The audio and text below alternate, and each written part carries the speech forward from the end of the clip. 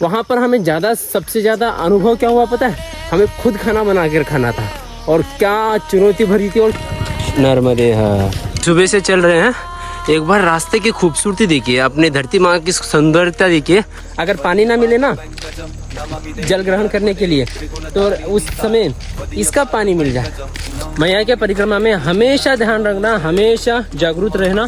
काश भाई यहाँ पर आश्रम होता, यहीं पर सो जाता मैं तो आराम से।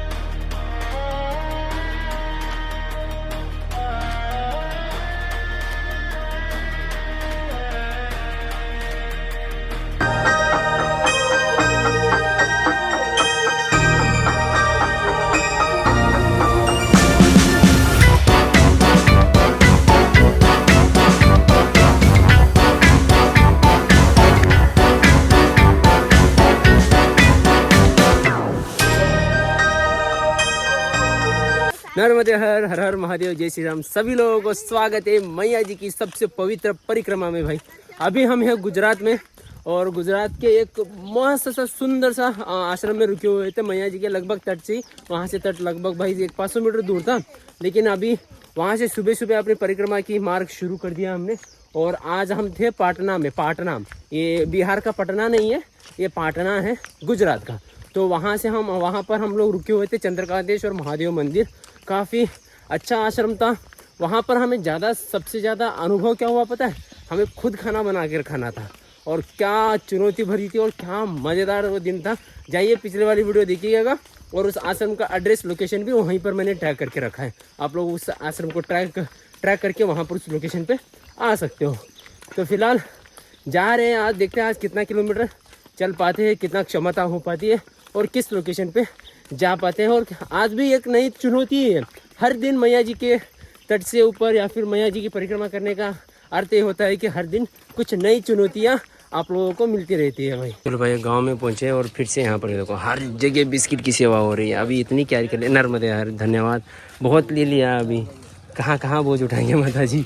बहुत बहुत धन्यवाद महाराज जी। नर्मदे यार, चलिए माता जी ये ले नर्मदे हाँ। तो भाई सुबह से चल रहे हैं। ये सिसोदिया करके गांव है, 2 किलोमीटर बचा है।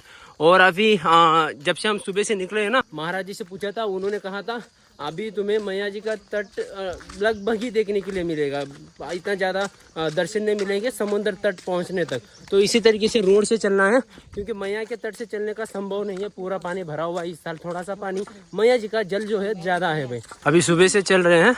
एक बार रास्ते की खूबसूरती देखिए, अपने धरती माँ की सुंदरता देखिए। माफ़ करना, मैं आप लोगों को बताना भूल गया। सुसाद्री से आप लोगों को एक रास्ता मिलता है परिक्रमा मार्ग लेफ्ट लेने के लिए। ये देखो हम पूरे सुसाद्री गांव तक चले गए थे भाई। वहाँ से ना लेफ्ट लेने का मार्ग आता है, थोड़ा सा अंदर तक है, लेकिन वहाँ पर हमने प्रयास किया है, अपनी छोटी बहना ने प्रयास किया है वहाँ पर कपड़ा बांध के, ताकि सभी परिक्रमा वासियों को सही मार्ग प्राप्त हो। और अभी देखो खेतों में इस तरीके से गन्ने हैं भाई, ये गन्नों का स्वाद लेते हुए जा रहे हैं। क्या मिठास है यार इनका। हाँ, अगर पानी ना मिले ना जल ग्रहण करने के लिए, तो उस समय इसका पानी मिल जाए, क्या ही आनंद है। मैया के परिक्रमा में हमेशा ध्यान रखना, हमेशा जागरूक रहना। जंगल से चल रहे तो जागरूक रहना। अगर आप लोगों को रास्ते का पता नहीं चल रहा है, तो ऐसे मार्क रहते हैं, एरो मार्क, उनके ऊपर ध्यान रखना। यहाँ पर गुजराती में लिखा हुआ है नर्मदा परिक्रमा मार्ग करके, तो ऐसे मार्कों पे ध्यान रखिएगा और ध्यान रख के आप लोगों को ऐसे ही चलते रहना है। अगर कहीं पता नहीं चल रहा, नर्मदे हर बोलिए कि कोई ना कोई व्यक्ति मैया जी के आशीर्वाद से आपको मार्ग बताने के लिए प्रत्यक्ष आपके सामने हाजिर हो जाएगा।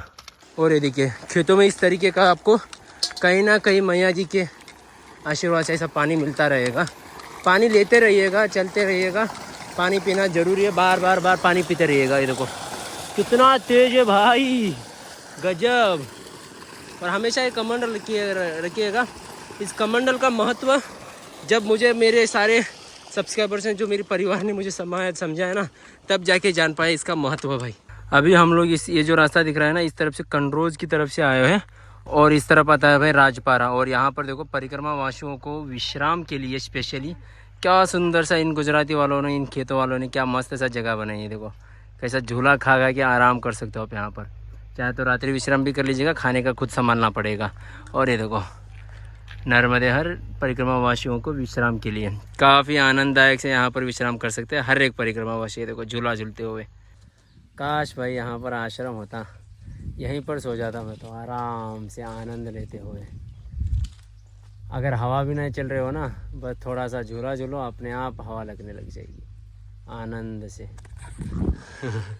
चलिए आगे बढ़ते रहते हैं, क्योंकि धीरे धीरे बाद में धूप बढ़ जाएगी ना, चलना मुश्किल हो जाएगा। तो भाई सुबह से शाम हो गई है। आज सुबह मैं माताजी और बहन हम निकले थे, कहाँ से यार, क्या था वो, पाटना से निकले थे और अभी नावरा करके गांव में वहाँ पर पहुँचे। लगभग 20-18 किलोमीटर मान सकते हो। बहुत ही धीरे धीरे चले आज हम लोग। और अभी हम यहाँ पर आके पहुँचे नावरा में माँ रेवा नाम से एक सुंदर सा आश्रम है भाई, मैया के तट पे।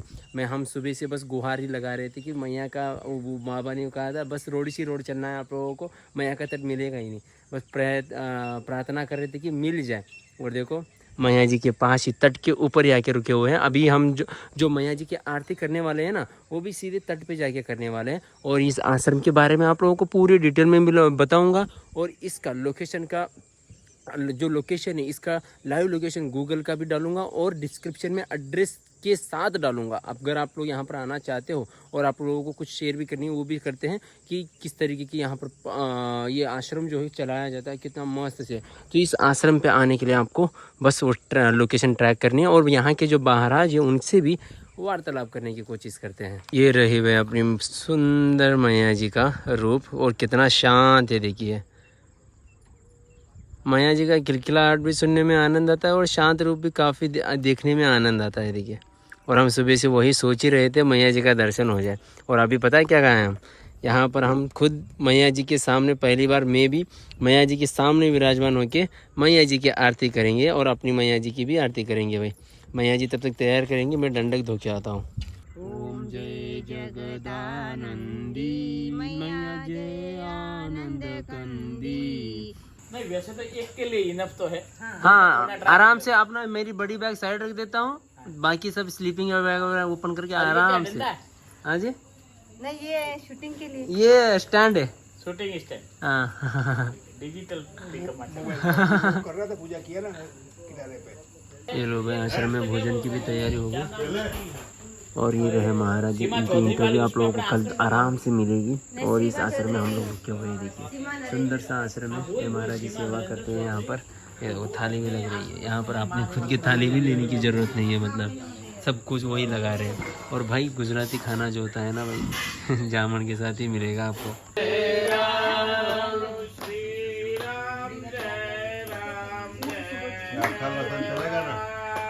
नर्मदे हर हर महादेव, जय श्री राम। सभी लोगों को स्वागत है और सभी लोगों को हार्दिक शुभकामना है अपने दीपावली की। मैं हूं अभी गुजरात में भाई, और गुजरात के एक नावरा करके गांव है और वहां पर एक रेवा माँ का संन्यास आश्रम था, वहां पर रुके हुए। छोटी बहन को थोड़ा सा छोटी बहन भी थोड़ा बीमार है।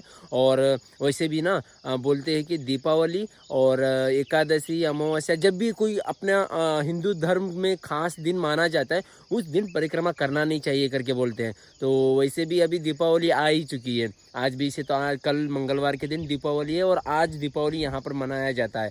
तो सोचा कि चलो दीपावली क्यों ना मनाया जाए। तो आज हम लोग यहीं पर हैं अपने इस आश्रम में, सुंदर से आश्रम में। और कल देखते कल का क्या होता है वो भी आप लोगों को सब कुछ मिलेगा। लेकिन ये देखो भाई, सुबह सुबह का क्या सुंदर सा अपने मैया जी के दर्शन हो रहे हैं। अभी सूर्य उदय हुआ नहीं है, धीरे धीरे से होगा। और हम भी तैयार हो चुके हैं। और जो भी यहाँ पर दीपावली की तैयारियाँ हो सकती है अपने से, अपने गुरुजी से सब कुछ करेंगे। और गुरुजी से आप लोगों को मिलाएंगे भी, वार्तालाप भी करेंगे और कुछ सवालात भी करेंगे उनसे। आप लोग कमेंट में बताना कि क्या क्या सवालात और कर सकते थे करके, क्योंकि ये वीडियो तो लेट करके आएगा। आप लोगों को लाइव भी कर सकते नहीं, लेकिन लाइव आने की कोशिश सोच रहा था मैं। लेकिन चलो क्या है कि सीधे बात करके उसके बाद डालेंगे। और कभी ना कभी मौका मिलेगा आप लोगों से साथ गुरुजी की कोई और गुरुजी या फिर कोई और बाबाओं के साथ हम आपको लाइव उनसे वार्तालाप करवा पाए। और ये देखो वहाँ पर एक ब्रिज है, आगे वाला गांव का लोकेशन मैंने देखा नहीं है। और भाई साहब मैया जी का देखो यार, सुबह सुबह क्या मस्त सा है। वैसे मैं एक बात सच बता रहा हूँ, जब मैया जैसा बहती हुई आगे चलती रही आपको आंखें के सामने दिखाई देता है ना भाई, उसका आवाज़ सुनने में अलग ही आनंद आता है। बार बार मैया जी को इस तरीके का शांत रूप देख के ये नहीं फील नहीं होता है। वैसे मैया जी आगे बढ़ती रहती है, लेकिन यहाँ पर जल ज़्यादा होने के कारण से हमको लगता नहीं कि मैया जी का जो जल स्रोत है, मैया जी जो है वो आगे बढ़ रही है करके। देखो चलो आश्रम के पास जाके तैयारियां करते सुबह सुबह की भी। और ये है भाई वो माँ रेवा जी का सुंदर सा आश्रम। और ये देखो हम अपना टेंट ऐसा लगा देते हैं, अपनी छोटी बहन इसी के अंदर है अभी। और ये देखो सुंदर से काफ़ी मस्त सा ये आश्रम है। और यहाँ पर ये देखो क्या क्या उगाया हुआ है उन्होंने, काफ़ी मस्त सा। और मैया जी का तट यहाँ से काफ़ी ज़्यादा सुंदर दिखता है। मैया जी की जो खूबसूरती है ना वो काफ़ी ज़्यादा बढ़ जाती है यहाँ से। और अभी मैया जी की पूजा भी करनी है। वैसे मैं अपनी नॉन कॉपीराइट म्यूज़िक खुद से बना रहा हूँ मैया जी के ऊपर। आप लोगों के ये जो मैं खुद से बना के डाल रहा हूँ गाने, वैसे AI से ही बना रहा हूँ। लेकिन भाई कॉपीराइट मैया जी की, विदाउट कॉपीराइट मैया जी के ऊपर वीडियो सॉन्ग्स मिल नहीं रहे, तो मैंने सोचा ऐसे ही खुद बना के डालते रहेंगे। मैया जी माफ़ कर दे, अगर अच्छा बनाओ तो आप लोग भी कमेंट में बताएं ना, बुरा बनाओ तो कृपया करके माफ़ कर देना, अपडेट करते जाएंगे। वैसे अपनी आवाज़ इतनी अच्छी खास नहीं है जो हम खुद गाना बनाए, खुद म्यूज़िक कंपोज करें, इतना है नहीं। और इतना अपने पास रोकड़ा भी नहीं है जो पैसा देके म्यूज़िक खरीद के गाना लगा पाए भाई। तो खुद से बना रहे हैं, कैसा लगा देखिए।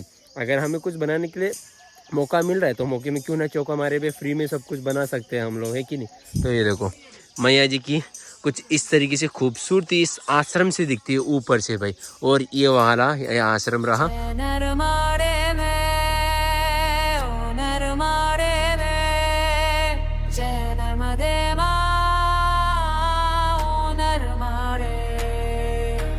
वदीयपाद पंकजं नमामि देवी नर्मदे त्रिगुणतारिणी तारं वदीयपाद पंकजं नमामि देवी नर्मदे नमामि देवी नर्मदे।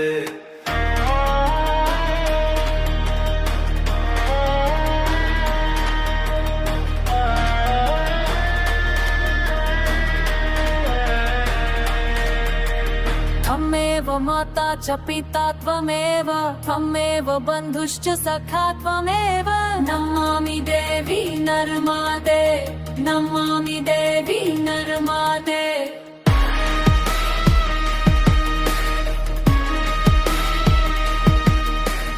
आते हैं जो ये फेस्टिवल क्यों आते हैं, इसलिए आते हैं ये देखो भाई कि मान लो मैया जी आपका और मेरा कुछ बोलचाल बंद है, तो इस त्योहार के बहाने अपन जुड़ जाते हैं। ये त्योहार मर नहीं गई है, अभी जिंदा है। ये त्योहार ही ऐसा है जो एक दूसरे को जुड़ाता है। ये भारतीय संस्कृति इतनी सुंदर है जिसकी कोई सीमा नहीं। भारत ही एक देश ऐसा है जिसमें त्योहार है।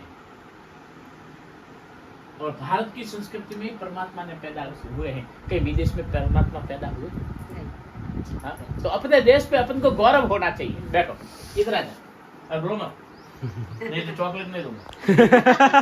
चॉकलेट नहीं दूंगा, चॉकलेट नहीं मिलेगी। तो बैठ आराम से बैठिए, आराम से आप आराम से बैठिएगा। किस किस खड़ी रहो, मैं बोलती हूँ वैसा नहीं, खड़ी रहो।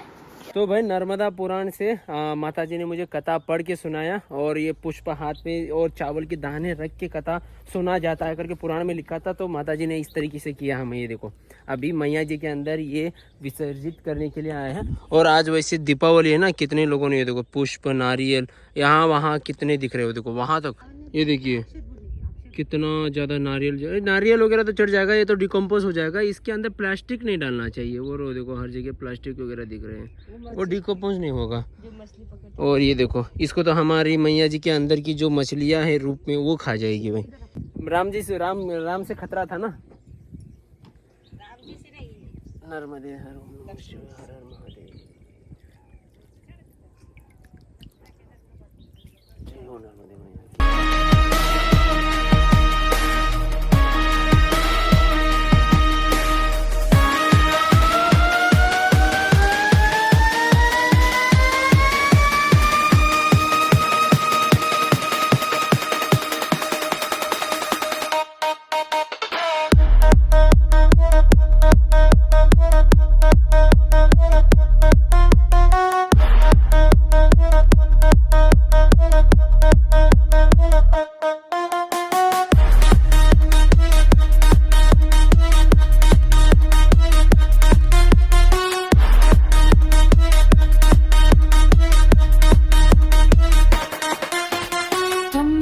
गीत्या द्रवीणं त्वमेव त्वमेव सर्वं मम देवदे नमामि देवी नर्मदे नमामि देवी नर्मदे कल्याणि कल्याण गुणान्नवेथं सर्वेश्वरी सर्वगुणातीतेथं नमामि देवी नर्मदे नमामि देवी नर्मदे। गुरुजी श्री यंत्र पूजा क्यों होता है? श्री यंत्र पूजा किसी भी व्यक्ति के आर्थिक संपत्ति और यंत्र पूजा का एक ही कारण है, यंत्र मोक्ष और भोग दोनों देता है। अच्छा। यानी विलासिता यानी आर्थिक संपत्ति धन संपत्ति के लिए श्री यंत्र की विशेष पूजा होती है। और ये माँ त्रिपुरा सुंदरी ललिता के द्वारा प्रादुर्भाव श्री यंत्र का हुआ। अच्छा, बराबर। और प्रश्न कीजिए। और प्रश्न जैसे आएंगे पूछेंगे। हाँ, पर अभी बीच में मत पूछना। हाँ। सबसे पहले परमात्मा की पूजा करते हैं तो स्वयं को परमात्मा के जैसे बनना पड़ता है, बराबर है। तो पहले अपने को तिलक लगाओ, शुद्धि सब करनी पड़ती है और सब भस्म लगानी पड़ती है। तो भस्म लगाने के लिए मान लो भस्म नहीं है, अपने पास तो संपूर्ण रूप से भस्म है, और मान लो आपके पास भस्म नहीं है तो जल लेके ऐसे करके अग्निमिति में थी भस्मी, वायु में थी भस्मी, जल में थी भस्मी, सर्व में थी भस्मी में थी भस्मी, क्यों किया जाता है। पर आजकल तो हमारे जैसे पाखंडी साधु दुनिया भर के लगा देते हैं भस्मी, क्योंकि आडम्बर से ज्यादा पाखंड की पूजा 50 माला पहने तो सबसे बड़ा साधु। तो सबसे पहले ये भस्मी धारण अपन को खुद को करनी पड़ती है। अच्छा, इस भस्मी की महिमा क्या? आप लोग मुझे प्रश्न ही नहीं करते। हाँ, भस्मी की महिमा क्या? ब्रह्मा विष्णु અને મહેશ એનું પહેલા સત્સંગ। भस्मी अकाल मृत्यु को हरण करने वाला। एक बार कुंभीपाक नर्क के सामने से ऊपर होके विश्वामित्र ऋषि जा रहे थे। विश्वामित्र ऋषि जा रहे थे तो उनकी भस्मी लगी हुई थी और ऐसे ऐसे हुआ उनके कुंभीपाक नरक के अंदर भस्मी जीवात्मा के ऊपर पड़ी। तो जीवात्मा को हुआ कि ऐसा एकदम शांति का अनुभव कैसे हुआ। तो वहाँ का व्यवस्थापक था, उसने पता किया कि ऐसी व्यवस्था इसने क्या गिरा है, तो हमको इतना आनंद आ रहा। जब पता चला कि अकाल मृत्यु हरणम, ओ भैया बैठ जाओ, हरणम भस्मी है, उसके हिसाब से ही ये शांति मिली। तो कभी भी कहीं भी ऐसी स्थिति में जाओ तो कहीं जाना विशेष पूजा काम के लिए, विशेष कार्य के लिए कि ये कार्य होना ही चाहिए। तो आज के युग में आप पिट्रोल न लगाओ तो कोई, तो इतनी छोटी बूंदी तो भस्मी की करके जा सकते हैं, बराबर है। और भस्मी लगाने के बाद किसी भी कार्य को सिद्ध करने के जाने के लिए नारायण नाम के मंत्र का जप करो। कम से कम 11 बार नारायण बोलो। तो मैं दावे के साथ कहता हूँ कोई एक्सीडेंट मेरे बाप ने ऐसे ही नारायण नाम थोड़े दिया हो।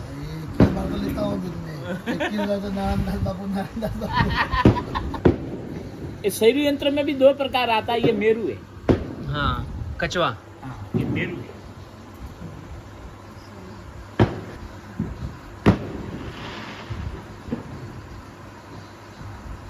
महाराज जी प्रश्न पूछूं? हाँ, अब पूछो।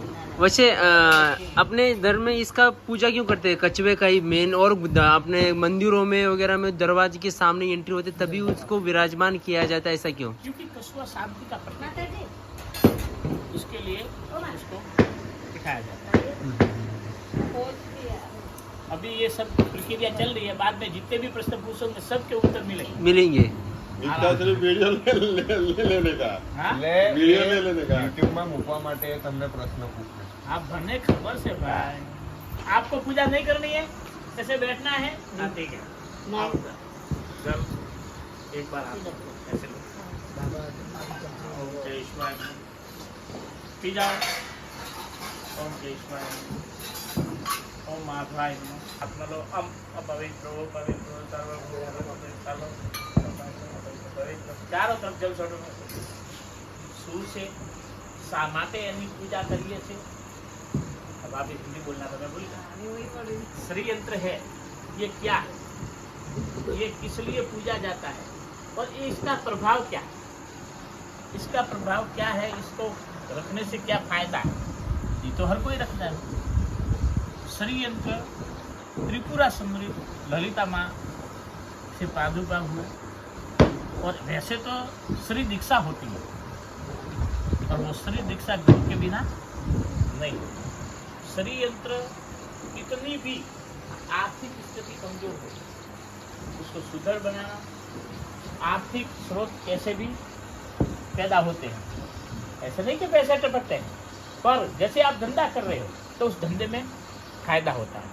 इसलिए कहीं भी श्री यंत्र की पूजा होती है वहाँ दरिद्र से दरिद्र व्यक्ति धनवान बनता है। और केवल धनवान ही नहीं, जब तक जिंदा रहेगा, जब तक हाथी घोड़े रथ, पहले हाथी घोड़े रथ थे इसलिए उसकी महिमा की थी, आज 2 व्हीलर 4 व्हीलर उसकी महिमा है, पहले के टाइम में वो थे इसलिए उसकी महिमा थी। मतलब वाहन, योग और घर में सुख संपदा 100% आएगी। इसके लिए श्री यंत्र की पूजा की जाती है। अब अपनी पूजा चालू। सप्त प्रयोजन हरिष्केश्वाय पद्मम। ले भैया तेरे बोलते आ जाते हैं। हाथ ना जमणो हाथ। भव्याय नमः, भूतभावनाय नमः, भूतभावनाय नमः, भूतप्रपाताय नमः, परमात्माय नमः, दासाय नमः, प्रतिपादाय नमः, ईश्वराय नमः, प्रतिमंगलाय नमः, मंगलमंगलाय नमः, ईश्वराय नमः, प्राणदाताय नमः, प्राणहर्ताय नमः। जय लक्ष्मी माता मैया, जय लक्ष्मी माता, माता पाप उतर जाता, ओम जय लक्ष्मी माता। शरत कुमार नाचिकेत कश्यपात्रि सत्पदे द्रुतं स्वजीयमान से सुनारदादि सत्पदे। ये देखो भाई चारों ओर क्या पटाखे फट रहे हैं। देखो चारों ओर से पटाखे फटते हुए आवाज़ आ रही है, कभी कभी ऊपर क्रैकर्स बज रहे हैं भाई। और गुरु जी ने भी अभी जस्ट नो श्री यंत्र पूजा समाप्त किया अभी इसी वक्त। कुछ 5 लोगों के साथ इस तरीके से यहाँ पर होली मनाया जाता है गुजरात में, और पूजा कुछ इस तरीके की किया जाता है। और भाई एक तरीके से आप लोगों को ये भी जानने के लिए, थोड़ी बहुत जानने के लिए मिल गया कि एक परिक्रमावासी जब दीपावली में परिक्रमा करता है तो उसकी दीपावली किस तरीके से मनती है। कहीं कहीं आश्रमों में तो अलग अलग मनाते होंगे, कहीं कहीं आश्रमों में सबका अलग अलग नियम होता है आश्रमों का भाई। दूसरे आश्रमों में किस तरीके का मनाया गया होगा तो मुझे पता नहीं है, लेकिन ज़िंदगी में पहली बार दीपावली जो है ना मैं अपने घर से बाहर मनाया हुआ है। क्योंकि हर बार दीपावली में घर में रहते थे, घर में आनंद से मनाते थे, लेकिन इस बार बाहर अपनी मैया जी के साथ, नर्मदा मैया जी के साथ, और नर्मदा मैया जी के तट के ऊपर ये दीपावली मनाने का अवसर प्राप्त हुआ हमें। और काफ़ी मस्त सा रंगोली वगैरह बनाए, सब कुछ किया है। और कल भी यहीं पर है, कल बड़ी दिवाली मनाई जाएगी। यहाँ पर किस तरीके के मनाया जाता है वो भी आप लोगों को दिखाते हैं, तो उसके लिए बने ज़रूर रहेगा। और ऐसे ही और मैया जी की परिक्रमा के दर्शन करवाता रहूँगा, और ऐसे ही आप लोगों को वीडियो के माध्यम से मैया जी की अद्भुत सुंदर दृश्य भी दिखाता रहूँगा। आप लोगों को कैसी लगी कमेंट्स में ज़रूर बता के जाइएगा। चलिए मिलते रहेंगे ऐसे और मज़ेदार वीडियो में। Thank you so much. Her her Mahadev, Narmade her.